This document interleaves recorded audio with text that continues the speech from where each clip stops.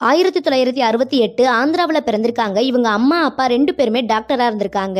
இவங்களுக்கு எம்பிஏ படிக்கணுங்கிற ஆசை இருந்திருக்கு. ஆனா இன்ஜினியரிங் படிச்சிட்டு இருக்கும்போதே சினிமாவுல நடிக்கிறதுக்கான வாய்ப்பும் வந்திருக்கு. அதுபடியே 1983 வசந்தமே வருக படத்துல நடிச்சாங்க.